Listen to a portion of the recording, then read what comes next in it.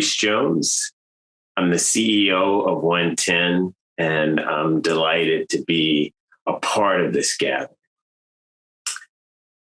I've had a number of jobs, and what I'd like to do is to start this conversation with an experience I had in one of them when I worked at the state capitol building in Richmond, Virginia, right downtown in the heart of Richmond, Virginia. From that spot, I could get into my vehicle and drive 10 miles to the east and be in a neighborhood where the life expectancy was somewhere around 63 years of age. And the housing was of quite mixed quality.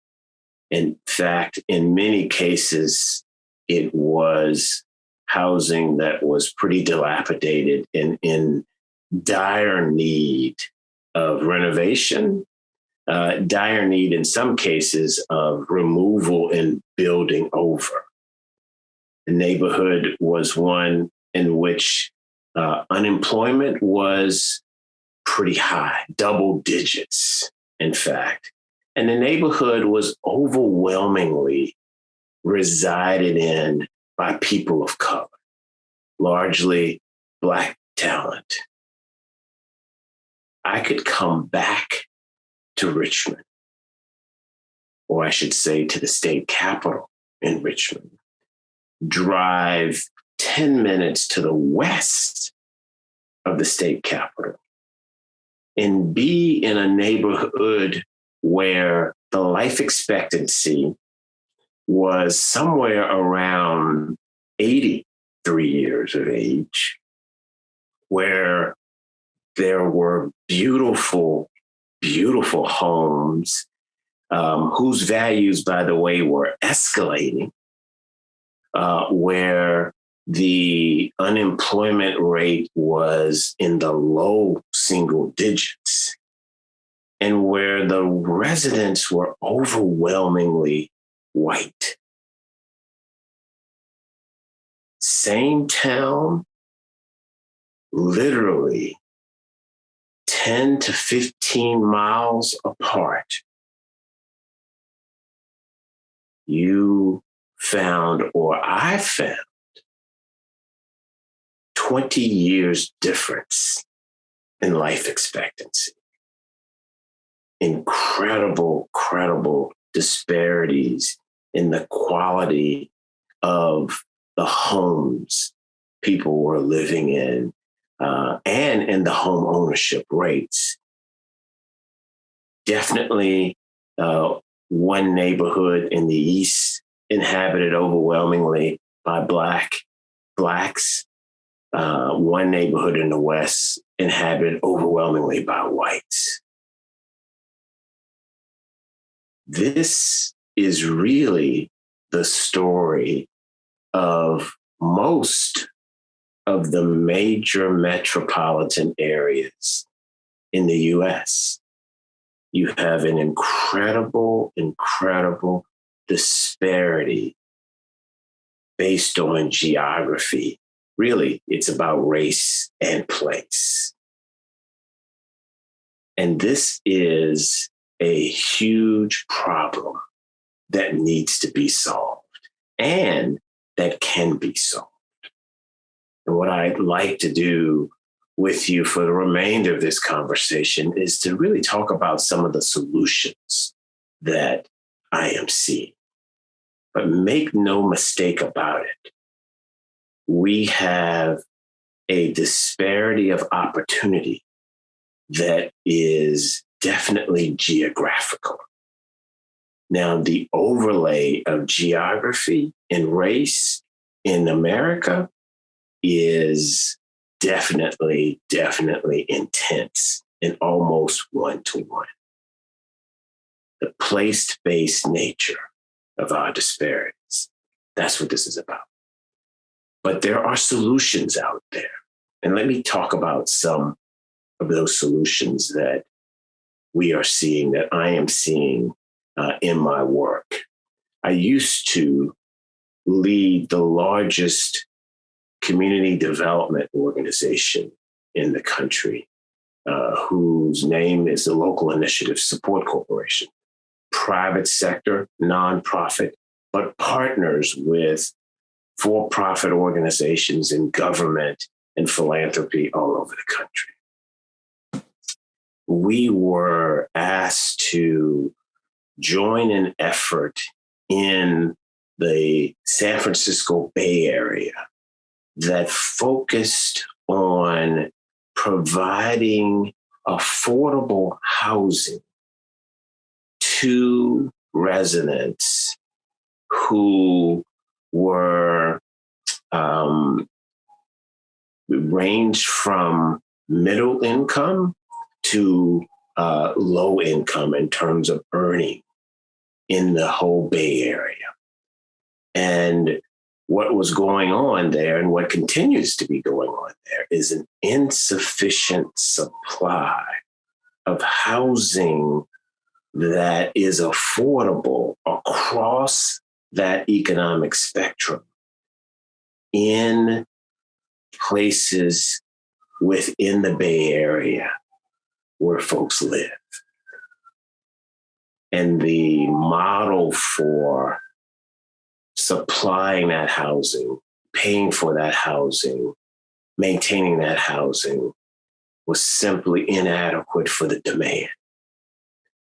We went in there and partnered with philanthropy, corporations who are in the technology space, corporations who are in the healthcare space, philanthropy that is national, philanthropy that is local to the Bay Area.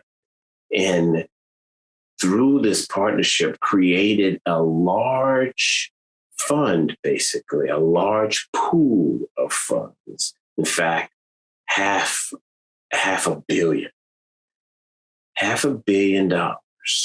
that is being used to actually finance the preservation and the construction of housing affordable to folks who are earning anywhere from 30% of the area median income in the Bay Area up to about 150%.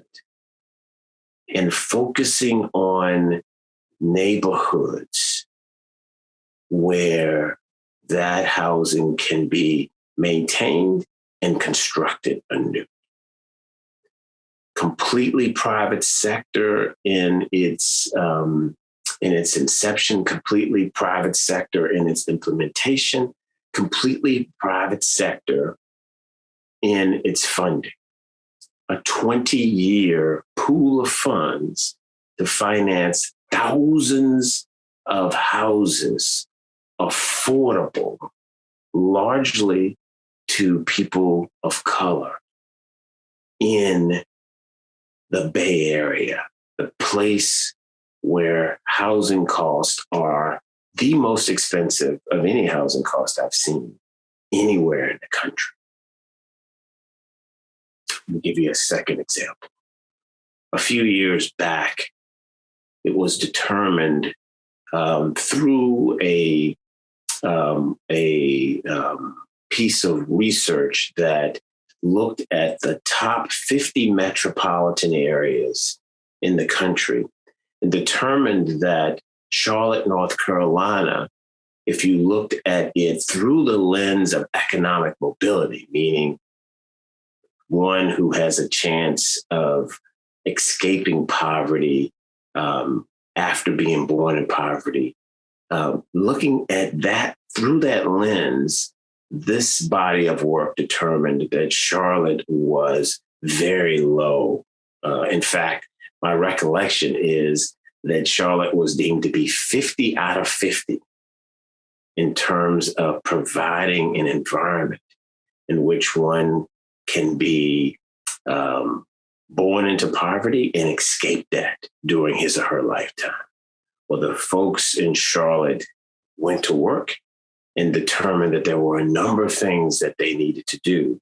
But amongst them was to focus on housing and making sure that the availability of housing that was affordable to folks across the economic spectrum was present, and that focused on areas of high opportunity. What I mean by that is financing the construction and the placement of housing in neighborhoods in Charlotte where you had great schools, you had access to healthy food and grocery stores, you had access to healthcare facilities. And so, similar to the Bay Area, a partnership was formed. There, it was the public sector and the private sector coming together and creating a pool of funds that approached $100 million there to do work over the same sort of period of time, 15 to 20 years, to make sure that we could actually have housing in specific geographic areas that was affordable to folks along the economic spectrum and that gave them access to the kinds of amenities that we all need to thrive. Again, looking at a place-based approach to fighting disparity, to pursuing equity. The final example that I want to share with you is the one that I'm currently engaged in, and I want to extrapolate some lessons for us from that. So I am currently the CEO of an organization named 110. 110 is a coalition of about 60 companies who have come together and have set as their North Star the hiring and the promotion of 1 million Black talent who don't yet have 4-year degrees into family-sustaining careers and jobs over the next 10 years. Thus, the name 110. It's a CEO-led coalition. At this point, no public sector entities involved. All corporations, largely right now, Fortune 500 corporations. And their commitment is we're going to hire and we're going to promote 1 million Black talent who don't have 4-year degrees into family-sustaining careers and jobs over the next 10 years. And we're going to actually put jobs on the table. We're going to look at the jobs that we currently have and remove the 4-year degree requirement where it's not really related to the skills that we need in order for that person to do that job. And we're going to move to a skills-based approach to hiring and to promoting. Because the focus is on Black talent without 4-year degrees, it is also very much a geographic approach, right? So companies are looking for places to source Black talent.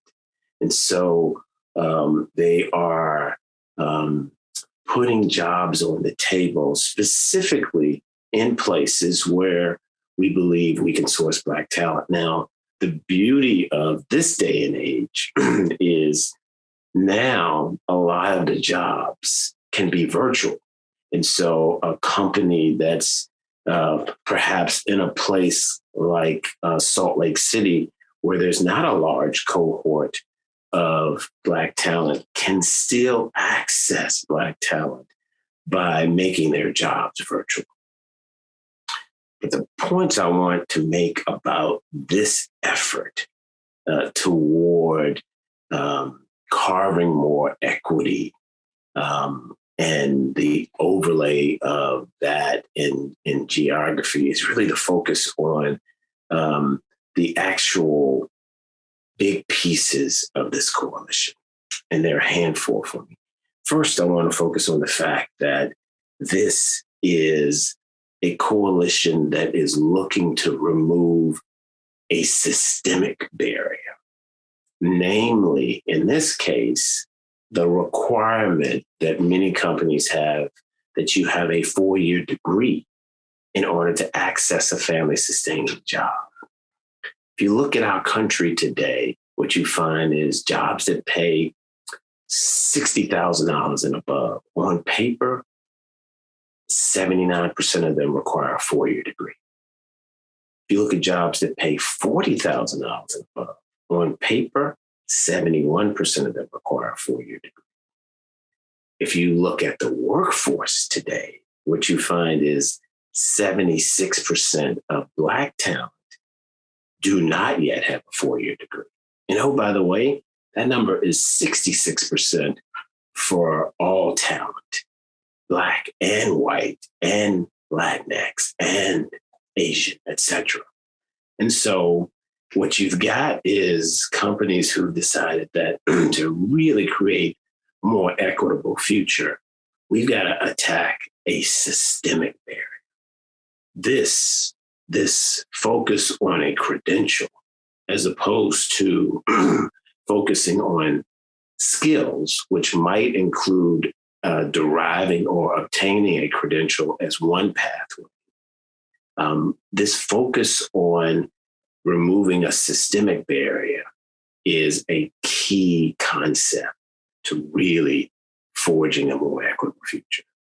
2, I do want to highlight that this too is a private sector-led initiative. In fact, it's a CEO-led initiative.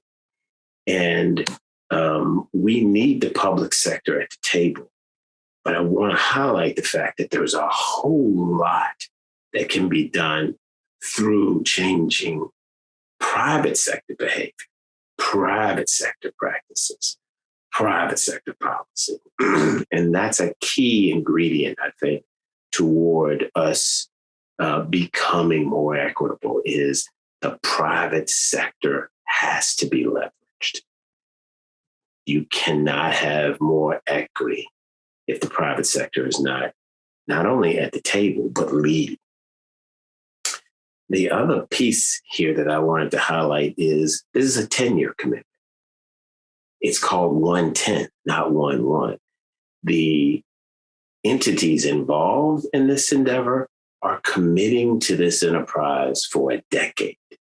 To make transformative change, we need to stay at things for at least a decade. And so this is about transforming companies. It's about transforming the lives of Black talent and their loved ones. And it's about transforming the country, particularly places in the country where you have high unemployment, where you have great talent that's on the sideline.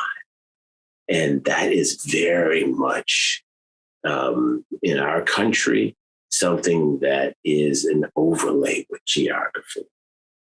The last piece that I really wanted to highlight is in order to do the work, what's happening is that companies are partnering with educational institutions who can equip the talent and who can be a source of the talent.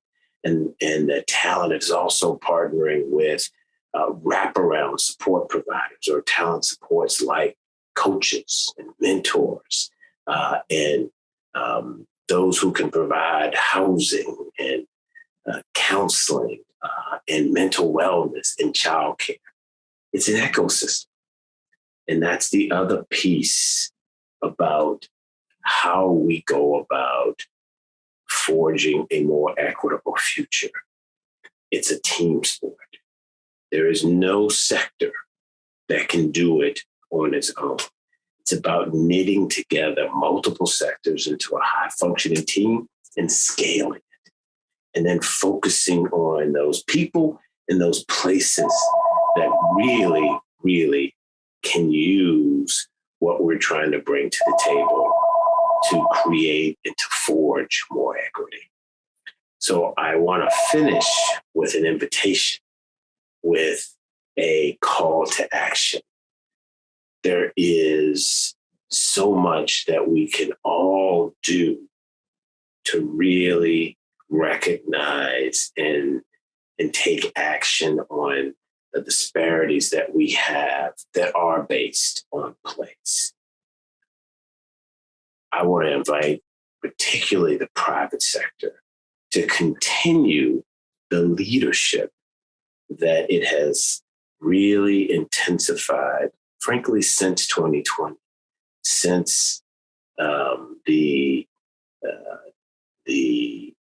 pandemic and the recession, and frankly, the killings of folks, the Ahmaud Arbery's death, Breonna Taylor's death, and frankly, the murder of George Floyd, in broad daylight, what that did to move the private sector to take a leadership position in fighting for a more equitable future is something that is encouraging and something that represents a new opportunity and something that we need to sustain. And we need all laborers in the vineyard. With that, we can actually solve these issues that we see of disparities that are based on place and race. Now, I look forward to being a partner with you as we continue this work. Thanks so much for your time, and I hope you'll enjoy all of the events that are associated with this gathering. All the best.